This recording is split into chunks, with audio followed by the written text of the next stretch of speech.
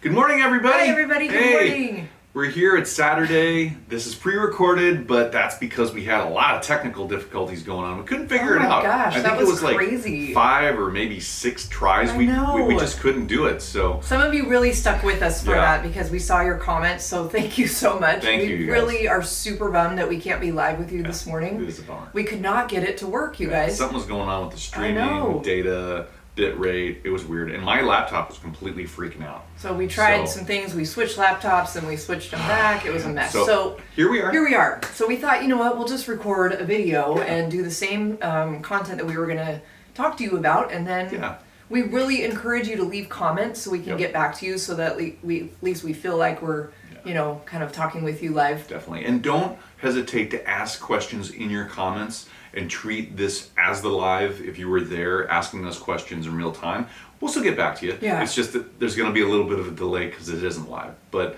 we're treating it as live. You should too. I know. And you know what? Another great idea, we could take your questions and we'll answer them live next week. Ah, yes. So totally. We'll answer them on YouTube and on next week's live. Awesome. I like it. So, yay! Yeah. So guys, so if you don't know, we're Sean and Allison McManus. We're Spoken Garden. We do this live every Saturday, and we're excited to be here to help answer your questions, help you become a better gardener. That's why we're here. That's why we're here. And today what we thought we'd do is just a straight Q&A.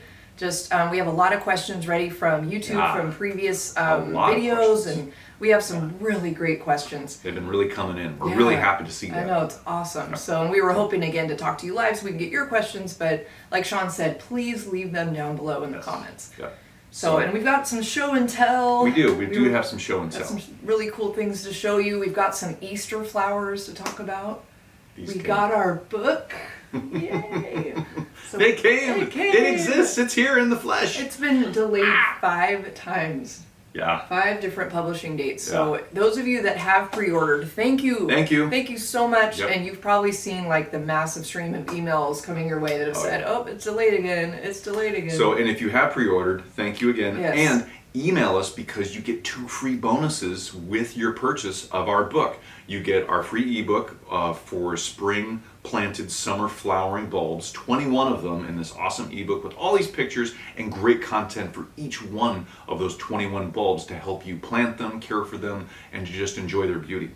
Then you also get access to our Dig Deeper series, which is it's exclusive online content where we take one thing out of our book and we literally dig deeper into that subject to help you with even more content and to help you understand what that's all about and how to apply it in your garden. Yep. So email us if you've bought the book. Email us your order slip, your purchase, copy of your purchase, and then we'll get you those 2 free bonuses right away. You can email us at seanandallison@spokengarden.com. Awesome. Well, let's get started, you guys. Let's go with our first question. First question, let's do this. So for those of you that are joining us for the first time, we always start with garden questions from you guys. So here we go. Woo-hoo. So I'm going to ask Sean here. This came from Jay Scott. On our Dusty Miller Care and Plant Chat. Dusty Miller. Oh, this is cool. Cool. So the question is, can I put Dusty Miller with my yellow tulips? It's a great question because it's tricky. Yes and no. It just depends too. So yes, you can. They're beautiful together because they're so different. The difference between them is amazing. That's kind of silvery gray and yellow. I think that look awesome. Yeah, Dusty Millers are so unique, and then you take that and you pair that with a beautiful bright green leaf tulip, and then that huge bloom that comes on those tulips, and just that color. You know, the pinks, the whites, the purples, the oranges. And so that combination, super beautiful. But what you need to look at and what you need to think about is your Dusty Miller, and this can go for either if you're planting them together in a ground bed or in a pot. So this applies to both of those. What you need to think about is the Dusty Miller is going to continuously grow. Hopefully it's hardy in your area and it grows throughout the year. It's a perennial. It's a perennial for us. Yeah. And we're in zone 8B, by the way. Yeah. So if it's a perennial in your area, it's going to continually grow throughout the year. It's going to get bigger. It's going to be beautiful. Your tulip, it comes up. You probably already know this, but I'm just going to say this. It comes up in the spring. The leaves pop up out of the ground. It flowers, and then after a little bit, it dies, and it dies back down on the ground. Well, the tulip goes dormant, and the Dusty Miller keeps growing. Well, the tulip going dormant doesn't need any water really anymore. It's dormant. It's not actively growing, doesn't need all that water and anything else or light for any tissues because there's none that exist. The Dusty Miller does, and it's going to need more, continuous water. So what you need to think about is when you're watering your Dusty Miller and that tulip's next to it or nearby it or in that container with it, you're going to want to keep the Dusty Miller hydrated, but you're going to want to water it on more of a drought kind of regime, a drought schedule, meaning you're going to want to let that soil dry out a little bit more, not water it all the time continuously and keep that soil so moist all the time. Because if you do, you're going to run the risk of that tulip rotting. Tulips do not like to be in wet, continuous conditions all the time, especially when they're dormant, because they just sit basically in water, in wet soil. That's not the best situation for them. So if you're going to leave the bulb in the ground or in the pot with the Dusty Miller over time after the tulip is done flowering and growing and goes dormant, keep this in mind, have more of a drought type of watering schedule. If you're just going to let the tulip die back down on the ground and dig it out, then water your Dusty Miller regularly. Don't worry about any of this. But if you're going to keep them together, think about all this and keep this in mind. Would that apply for daffodils as well? Yep, it would. It'd be pretty really similar, good question. right? Yeah, it'd be similar to that. Mainly all the bulbs. If you're going to have bulbs around other plants that that need lots of water or continuous watering, keep in mind the watering schedule and what you're really doing there. Because if your soil doesn't drain really well, and this is something else I didn't say before, have really well draining soil. Because if you don't, that water's going to stick around a little too long. And if you continuously water your plants with those bulbs in the ground and then you have all your plants growing on top, they could rot and you're not going to see them again next year. So keep all of this in mind. Well draining soil, what's your watering schedule, and just be aware of that. Okay, that's cool. So yeah, so you crazy can. stuff. You The can. answer is yes. You Yes, can you put totally them together. can. Just like you said, being mindful of those conditions. Yep, totally. That's cool. I think Yeah. that'd look beautiful Oh, I together. do That's too. a really awesome. Really.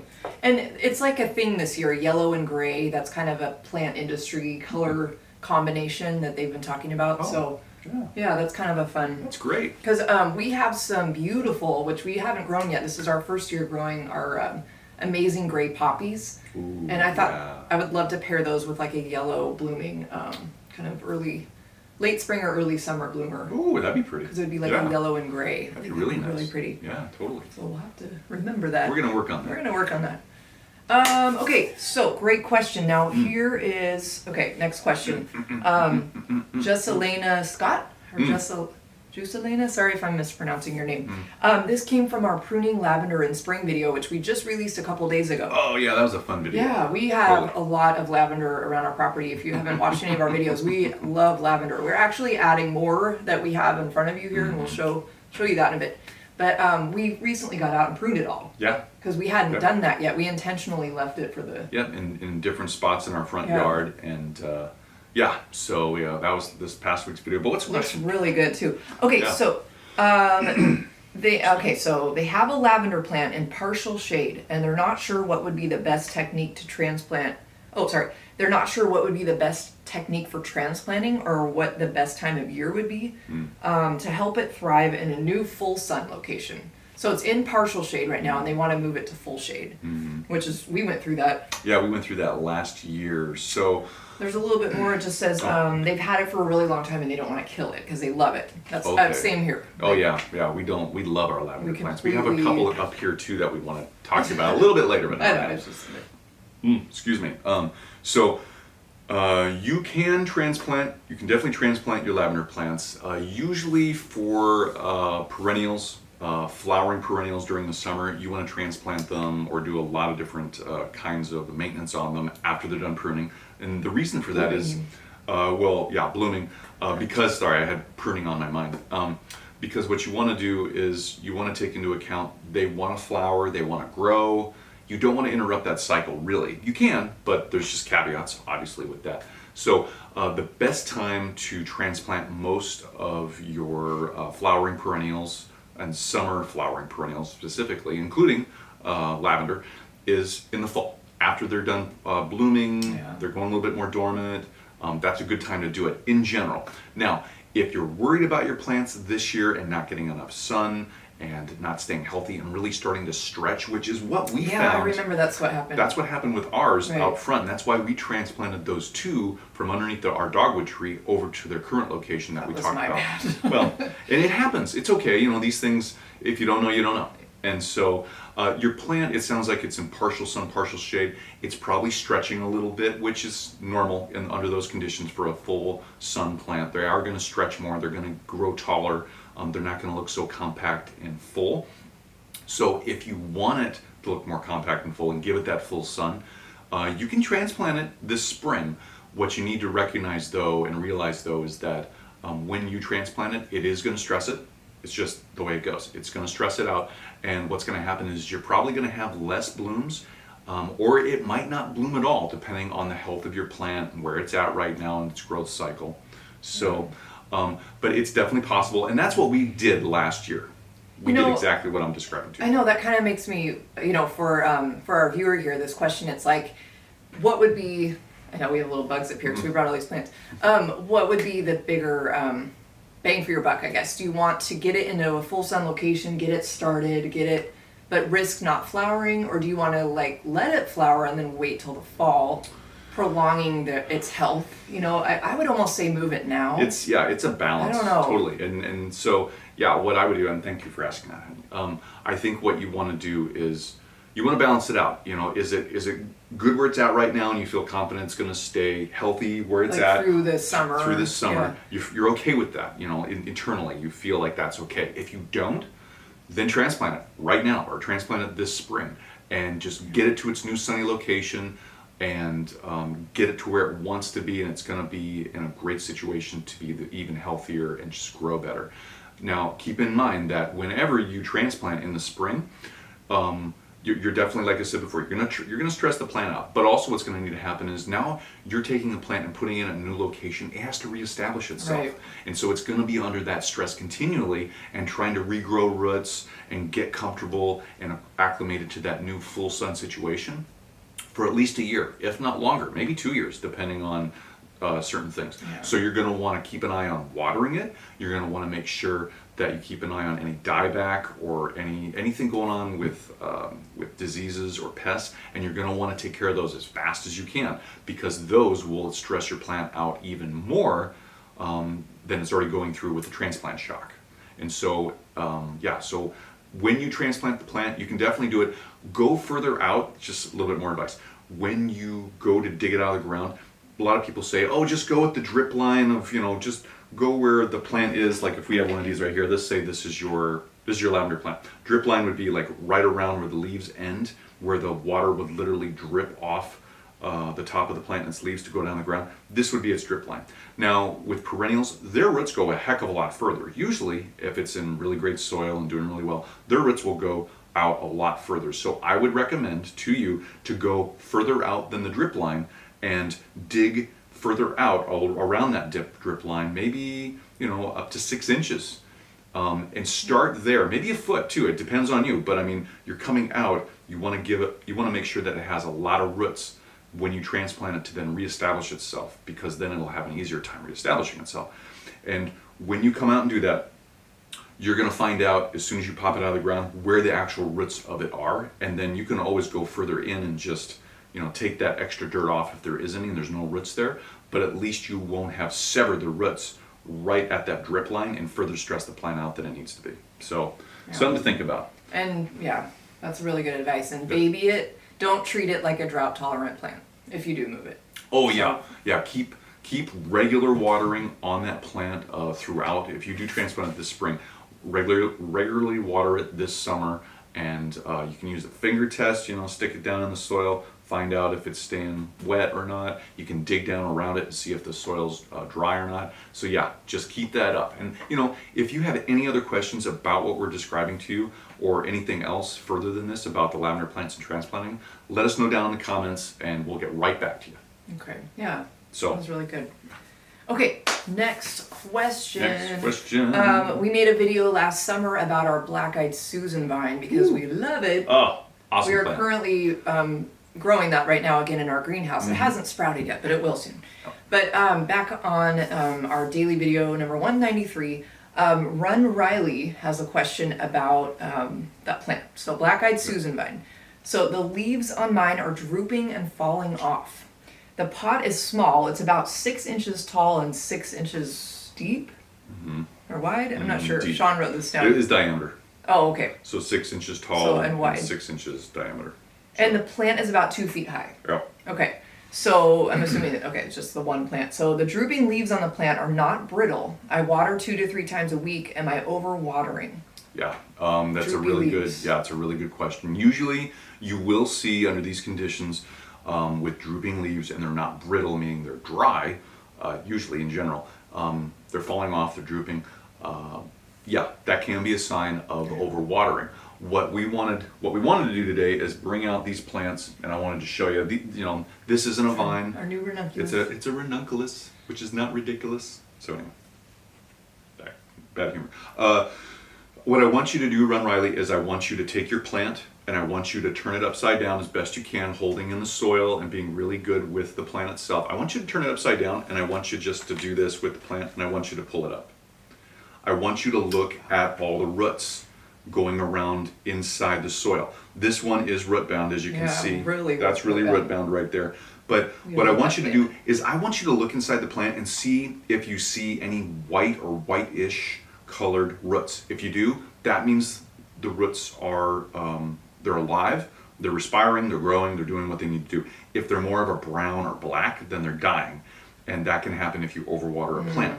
And when that happens, if you see this, that could be why the plant is losing its leaves and dropping them, because it's losing root mass. So it's balancing itself out. If it loses root mass, it'll shed some leaves because it doesn't need to have all this. That's one thing that can happen. It's a great visual sign. Another thing to do is just touch the soil. Is it really wet? Is it mucky? What's going on in that plant root, in those plant roots? That's going on right there. And you don't have to do this to see if it's wet. You can just touch the soil. Use your finger. Get it down in there. I mean, really get it down in there and feel it. If it's really wet, lay off watering it for a day or two and see what happens. Let the soil dry out a little bit if it's always wet, and this will help the plant to not feel like it's drowning in a lot of water. And it should stop after a while of letting the soil go wet, let it go dry, and then wetting it again, watering again and letting it go dry. It'll help the plant reestablish a type of rhythm, so it'll stop losing its leaves. So I hope that helps, Run Riley, because I hate to hear that going on. But yeah, you could be possibly overwatering your plant. Well, and it makes me wonder, and I don't think this was mentioned in the question, but where is your plant located? Is it in full sun? Because Blackeyed Susan's like full sun. They can take some partial shade. That's true. I wonder is it indoors or outdoors? Maybe you're starting it inside kind of thing. So yeah, it's a possibility. That makes me wonder. Yeah, check the soil first, and then definitely look at your watering. And yeah, make sure it's under the correct growing conditions. If it's not, then that could be a sign too that you need to change up its growing conditions. Yeah, totally. Totally, yeah. Really good. So yeah, good stuff. Okay. Yeah. Let me ask next. Sure. Okay. I'll just keep asking here. So from Jeff H. This is our Gazinia plant chat back on day 213. Oh, good old day 213. So, Gazinias are awesome. Very, beautiful. Very much love those. Beautiful. Okay, so Jeff says, I have started Gazinia by seed in small cells, 2 to a cell. Okay. They're about 1 inch tall with 1 set of leaves right now. Yep. So at what point should I transplant them to a larger container? So, and I wrote these down. Allison doesn't know this, but I wrote these questions down this morning. On that comment, it actually looked like it was 1 foot tall. It was one hash. Tall. Sorry, I misread that. No, it's okay because it was 1 hash. No, I put 2 hashes on it because I figured that's what he was asking. But I'm not makes sure. A difference. Yeah, it does make a big difference. Yeah. So we'll talk about both. Okay. Yeah. So. Excuse me, Jeff. Most likely it'd be 1 inch everybody. if you have 2 per cell and they're a small cell. Well, maybe. I mean, it just depends. So we're gonna talk about it under both conditions. If you have 1 inch of growth on your seedlings, by the way, congratulations and super cool. You've got new plants. That's awesome. Yay. If you have 1 inch tall plants, what you want to look for is you want to look for 3 things. You want to look for first before you transplant it, you look for these three things. Look for first if the plant has its first set of true leaves coming out of it. Now, when I say first set of true leaves, what I'm talking about is not the first actual leaves that come out of the ground and the plant starts photosynthesizing with those. Those aren't the first true leaves.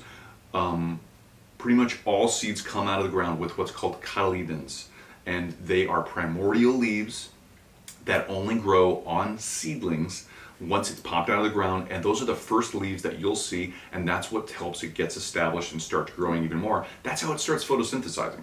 So whether it's one cotyledon or two cotyledons, some plants have one, some plants have two, those are the first leaves you're going to see, but those aren't the first true leaves. The first true leaves that you'll see are the next set, or the second visual set of leaves that you should see growing on each plant, each seedling. Once you see those fully opened, fully grown, it's a seedling, so they're going to be tiny. Yeah. But once you see those, then you can start thinking about transplanting them. So that's the first thing, is seeing the first true leaves. The second thing to look for before transplanting any seedlings is look at its roots. You can, if you've got them in pony packs or cells, pull that pony pack up, look underneath it. Look right underneath that pony pack, the plastic, whatever, and see if the roots are growing through the bottom of it. If they are, that's the second sign that you want to start thinking about transplanting, because those plants are having the roots grow down. Mm-hmm. It's seeking out new moisture, and it's seeking out more oxygen, it's seeking out moisture, it's seeking out nutrients. So that's another good sign that you should start thinking about transplanting. The third thing to look for after the first two is crowding. How much space in that cell do those seedlings actually have to grow? If they're actually starting to grow into each other and crowd each other out in that seed cell, you need to think really hard about transplanting fairly fast, because what you don't want them to do is start stretching and trying to outcompete each other for resources in the soil and resources above for sunlight and airflow and all that. So those three things look for on your seedlings of Gazinia. Now, if your Gazinia is a foot tall, if your seedlings are a foot tall, then yes, you should transplant them right away, because they are way overbalanced for top growth versus lower growth. So they probably have a whole bunch of growth on top, and they don't have the running out of capacity down below with their roots to actually sustain what's above with moisture and nutrients. So if they're a foot tall, transplant them today or tomorrow. I'm betting they meant an inch. I think so too, but I wanted to cover both because of how it was written. So, and as always, let us know if you have any follow-up questions, because we'd love to help. So hope that helped, Jeff. Yeah, great answer. So cool, man. Okay, the last question we were going to cover on our live today. So this is fun. This is about, we made a video last year about tree sucker removal. Oh, tree suckers. And why that happens. Why do suckers. Trees sucker? If you're not sure what that means, like if you look at the base of any tree, or it could be higher up on the tree, right? Mm-hmm. Yeah. You'll see all these random shoots coming out and new growth kind of just exploding out of a certain spot in the tree. Yeah. So what's your question? Usually you don't want that. You don't want that. I'm not sure if I'm saying this right. Myra 1231. 1231. Okay. How do I keep them from coming up? I just bought a house and they are coming up from an old trunk that was cut down years back by the look of it. So they want to know how do you keep them from coming up? Great question. And first, Myra, congratulations on buying your first home or That's buying a house. Woohoo! Cool. Yay. Congrats. So for your question, plants sucker for many different reasons. Sometimes it's because of the cut that was made up above, way above the ground on a branch somewhere, and it's their reaction to that pruning in that cut. In this case, it sounds like the whole tree was cut down and it's a stump. And so what the plant's trying to do, it is annoying. I know it is, because the tree was probably removed because they no longer wanted it there for view or access, or something was going on. So the tree's trying to reestablish itself. It literally is regrowing itself after that cut because it wants to continue to grow. This is how this tree is trying to survive. And so you can't blame the tree for it, and I know you probably don't, but this is its reaction to that big cut. So if you don't want that tree there anymore, if you want to stymie all this growth and stop all this growth, there's a couple things you can do. What you can do is you can cut every time you see new growth, like new stems, new leaves, anything, cut it away as soon as you see it. And what you're going to do if you do that continuously is you're going to starve the roots out. You're going to starve them of basically photosynthesis and that light energy to be converted. It won't be able to do that, and it'll starve the whole rest of the plant out. And it'll die eventually. It might take a little time, but you're going to need to continuously keep up those cutting away of all that tissue that regrows, all those suckers. And so, yeah. And so there's a couple other things that you can do too if you don't want to cut. I wrote them down here because there's a lot to this. So the other thing, there's two other things you could do. That's a natural way to do it, is just go in and just cut away and get all that stuff out, start the plant out. The other thing is completely remove that tree stump. It's not fun. Dig. Yeah, it's a lot of digging.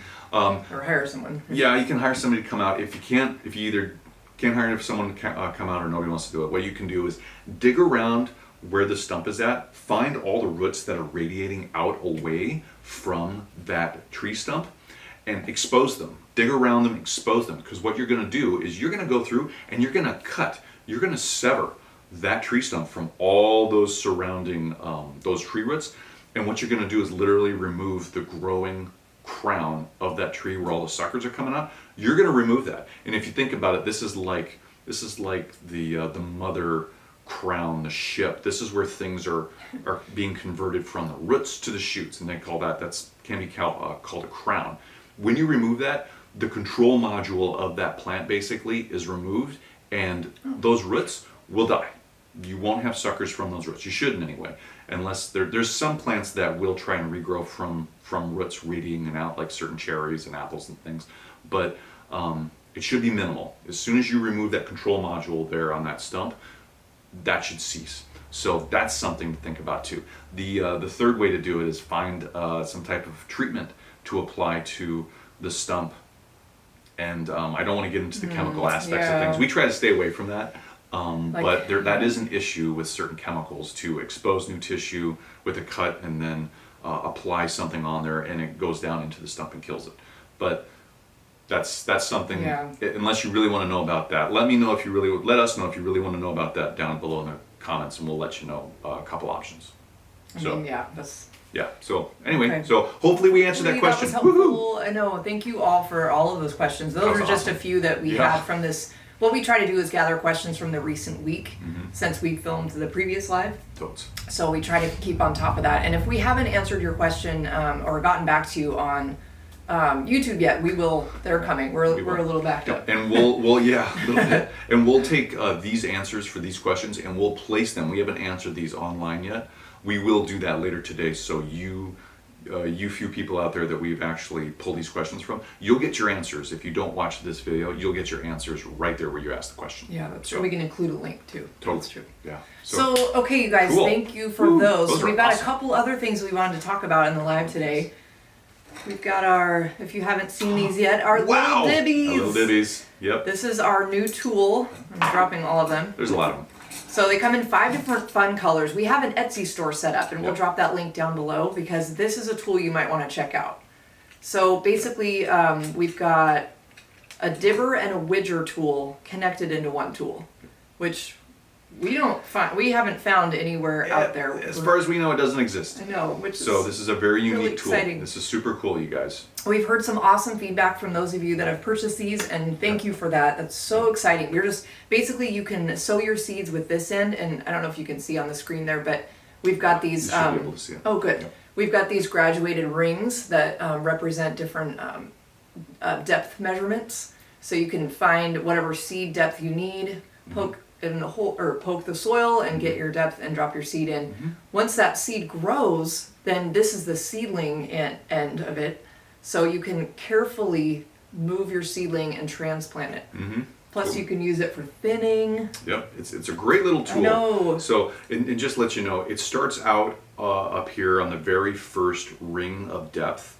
It starts out at 1/8 of an inch right here, and then it goes to 1/4 of an inch, and then it goes to 1/2, 3/4, an inch, 1.25 inches, and then all the way up to 1.5 inches. There are some seeds that do need to be planted in 1.5 inches. They're usually pretty large. And so we had a great comment from a viewer named Dana. Thank you so much, Dana, for this, Dana. by the way. And she said that you guys, she's like, the little dibby is wonderful. I can't believe how easy it makes transplanting. That's so good, so cool to hear. Yeah. It's so much different from others because of the little indent to scoop up the transplant. It's just little thing right here, guys. Yep. And she said it came right on time because she's having a huge transplant marathon going on. So we could not be happier to hear that. Totally. So thank you so much. We're so happy it's useful. If you want to order your own little divvy in whatever color you want. 5 colors. Which yellow is still the most popular right now. It's interesting. Yeah, I kind of thought it would be pink or blue. But yeah, I was thinking this would be green. Or the green. I know, it's really bright. So if you want to order one for yourself, go to our Etsy shop. You can either search for Spoken Garden on Etsy or go to etsy.com/shop/Spoken Garden. Yep. I hope I said that right. Yep. And we'll drop a link down below as well. Totally, you guys. Yeah, can't wait to see you there. And ask us in the comments down below any questions you might have about these. Oh, definitely. Yeah, so we'll get right back. So excited about that. We just released that about 3 weeks ago. Ish, yeah. Yeah. So it's pretty new still. Very new, yeah. So we're going to transition to something new. Allison has been looking for this plant for almost a year, at least a year. At least, yes. Yeah, we found out about it last year. Allison became obsessed with it. A little bit of, well, I'm kind of obsessed with all plants. But she's still obsessed with this one because she couldn't find it. We couldn't find it locally it was really anywhere. hard to It find. came out, Yeah. found it on the internet, and all these people are talking about it. I was like, where do you find it? Well, Well, we couldn't last year. I know, and I'm kind of... in the pandemic. The pandemic. Yeah. Well, and if, kind of like you guys, I'm a little bit impulsive. I kind of wanted to find it in plant form. I didn't want to grow it from seed. Yeah. We might have been able to do that, but Yeah, I maybe. wanted it now. Yeah. So, without further ado, we're going to introduce you to one of Yay. Allison's plants that she just couldn't pass by. We had to get it. And so, here it is. Fern leaf lavender. Fern leaf lavender. Some of you are probably aware of this plant, and we have been as well. Like Sean said, we've been looking for it for a while. So if you notice, it has these beautiful fern, like lacy looking leaves. It's also called, you might find it as Egyptian lavender. Doesn't that sound exotic? Yeah, Doesn't that and sound cool? and the botanical name is Lavandula multifida. So, it smells so I know, good. it does. I It mean, smells so awesome. we have to find a really nice home for this so we can just watch it grow and Yeah, enjoy. in somewhere where it's accessible, we might walk by it every day Definitely. and have to touch it and smell it. Because this fern leaf lavender, this Egyptian lavender, you treat it just like any other lavender, especially like an English lavender. Yeah. It likes full sun. It likes well-draining soil, fertile soil. It's drought resistant. It's a beautiful, beautiful plant that you just treat just like any other lavender, and it's so I awesome. love it. I'm so excited. It's long blooming like lavenders are, which is such a cool feature. It's a pollinator attractor. Now this plant is hardy down to zone 8, which we happen to be zone 8B, so we're 8B. pretty excited about that. Yes, and if you don't know what the zones are, you're looking at the screen going, "What's a zone? What the heck would I need to know about zones?" Well, zones come down to where a plant's hardy to, how much it can take cold-wise, how it can survive in certain areas, and this is determined by the USDA, the United States Department of Agriculture. They've had this zoning process system in effect for a long time. Well, so what this means, zone 8 means, is that this plant will grow in and is hardy down to and will survive in temperatures down to 10 degrees Fahrenheit. And usually the zones, I know that's cold. Yeah. The zones for the USDA are in ranges. So actually zone 8 is 10 degrees Fahrenheit to 20 degrees Fahrenheit. This plant will survive under those conditions. Pretty cool because That is that's really cool. cold. So, and we live in that same exact area. It doesn't really get down to 10 degrees Fahrenheit here a lot of the times, but we definitely see the lower 20s. So it's nice to know that it'll survive here. Yeah. And so that's a brief description of what zone 8 means and how to apply it. So I've got to show them the other lavender that we just had to get, okay? Because this, and some of you that follow us on Instagram, you probably saw this already because we couldn't wait to show you. We got this beautiful platinum lavender, platinum blonde English lavender. Yo. Look at that, you guys. Yep. It's got this gorgeous variegated leaf. Yeah, like, and this is so unique. I mean, it's if you look at it from afar, you'd be like, "Is that lavender?" I wouldn't have thought. I wouldn't have it's thought that. lavender. But yeah, it's got this awesome variegation, this yellowish variegation on the leaves, and you can see it's on the leaves. The newer growth, it's on the newer leaves. You get further down in the plant, and it looks like regular English lavender leaves. So the plant's new growth is all this variegated growth, and then it's gonna change over time, and that should continue over the lifespan of this whole plant. And that is cool because that is very unique. So I can't wait till this gets established and it's just big and full. Anytime you find a cool variety of lavender, I feel like we're going to continually add them. I mean, they have like white lavenders, they have lavenders with pink flowers. I mean, there's so much variety out there. Yeah. So again, guys, that's an English lavender. It's platinum blonde. I believe that is the cultivar. So if you're going to go find either that or the fernleaf lavender at your nursery, just be aware of how you're speaking to the nursery people and what you're talking to them with, and use those names: platinum blonde, English lavender, and fernleaf lavender. Yeah, good call. So got some other plants up here. Got some other plants. What do we have here? We've got our ranunculus. New ranunculus. Woohoo! How cool is that? Beautiful. These are just so cool the way they bloom, and we've been wanting to add more ranunculus. We had one a while ago. They're toxic to pets, so we had to we decided maybe to move it, and then it didn't survive. But this is a red one, which is going to look gorgeous. It has a whole bunch of new blooms coming in. They come in all different kinds of colors. Oh, they do. Too, I know, they're so pretty. Not just red, but look at the. I just love the way they unfold and just the tightness of the flower. It almost reminds me of a carnation. They kind of. Yeah, just that like a double carnation bloom. So beautiful, you guys. We've got a new osteospermum that we're going to add. We already have 3 that we were successful in overwintering, which we're pretty excited about. Yeah. Because they're technically a tender perennial in our area. They are only hardy to zone 9. Yeah, they're not truly zoned for our areas. So these did survive. We'll see how they leaf out, that's and true. We'll see how they do. It's still kind of a crapshoot. I'm very hopeful. Yeah, me too. Me too. This one's so pretty though. Look at this, you guys. Yeah. We're apparently into orange this year, and we'll get to this in just a second. Yeah. Hey. Oh, yeah. Look at that. Hey, it matches. It matches our book. I think this is a picture I'm going to take today. Look at that. That's so cool. I like that. Oh, all right. wow. No wonder we've been obsessed with. You know, that's funny. I've been kind of obsessed with orange flowers for about the last year. I wonder why. I don't know. I didn't even think of that. Before we talk about our book, guys, we got one more plant to show you. These are new geraniums that just came in. Can you see that? Isn't that flower gorgeous? Oh my gosh. Woo! We really wanted to show those of you that watch our live all of these plants because as you know, and we've all called out, we're plant enablers. Yeah. So definitely. We're all plant enablers with each other. So plant enablers. We were gonna show you this and tell you to run out and see if you can find the same one because just a beautiful, beautiful. It's a zonal geranium. It's Americana White Splash. Yep. Yeah, beautiful. And we filmed a video yesterday all about geraniums at our Geranium Weekly Friday Plant Chat. Plant Chat. So we covered all the new geraniums that we just got and the ones that we already have, the cuttings we took. Yes, so this was a really fun one. We can't wait to add that to probably a container. Totally, yeah. And if you guys want to know more about geraniums, check out our Plant Chat from yesterday, the Friday Plant Chat on geraniums. And we go over a lot of different care needs and different things about geraniums. So last but not least, you guys, I think we each need to hold a copy of our brand new book. Why, thank you. I've got a book in my hands. And I'm gonna, if I can get it. These are books that, this is our book. This is our new book. And it came yesterday in the mail. We were speechless. Yeah, we're still kind of in shock because with all the delays in getting the books and shipping and then the pushback in publication dates and release this year, we weren't sure. We weren't sure if we were going to see it. Yeah, we weren't sure if this was actually going to happen. So here it is. Yay. Woohoo! Thank you, Cool Springs Press and Cordo Homes for publishing our book and taking a chance on us. Jessica and asking us to write this. And Jessica Walliser. Jessica, huge. Thank you, Jessica. Oh, you guys. I mean, we are so excited. We're just so they're available on Amazon. You can still pre-order. They are released coming up on April 27th. So.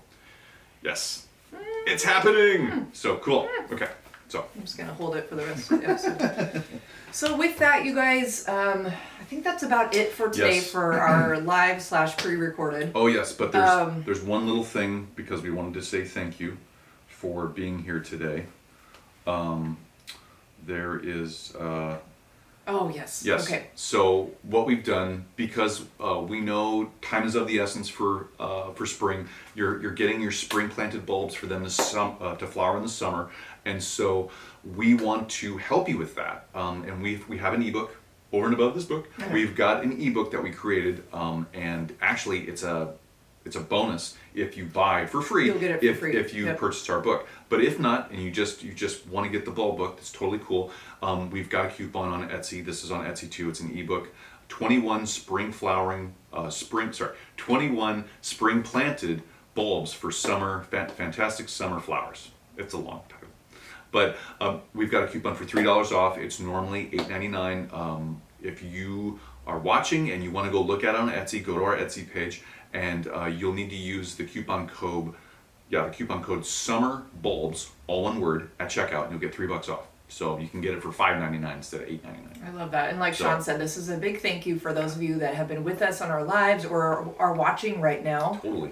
We want to offer this to you. And yeah, really appreciate it, guys. We really appreciate it. And again, if you pre-order our brand new book, Growing Plants and Flowers, on Amazon or any other, wherever you buy books, Barnes & Noble, anywhere, email us at seanandallison@spokengarden.com. Let us know that or show us proof of purchase, and we will send you a copy of this new digital book, Spring Bulbs, absolutely free. Yep. Plus, you'll get access to our Dig Deeper series. Yep, it's an online series that is only available to anybody that purchases the book, and it digs deeper into 7 different topics that we cover in our book. And we go deeper into detail to help you even more in your own gardening. So that's going to be for free as a bonus to buying a book. So yeah, that is a lot of information, you guys. We hope that was helpful. We're sorry we weren't able to be with you live today. Sorry again, guys. That was a really big bummer. Yeah, we tried. 5 takes. We totally tried. It was just like throwing your hands up. I guess that's it. Yep. That's a wrap. Yeah, it's all good. So but, thanks, you guys. Yeah, thank you for being here. Yep. Thank you. We look forward to seeing you next week on our normal Saturday morning live at 9 a.m. Pacific Standard Time. Yep. And we will definitely be there. Yep, and we're going to work the bugs out of this technology to make sure it happens. See what's going on. Weird. But we hope you have a great weekend, a great time in your garden. Please comment below. Let us know you were here so we can at least say hi to you. And happy Easter weekend. Happy Easter weekend. Yep. So thanks, guys. Bye, we'll see you later. Bye-bye.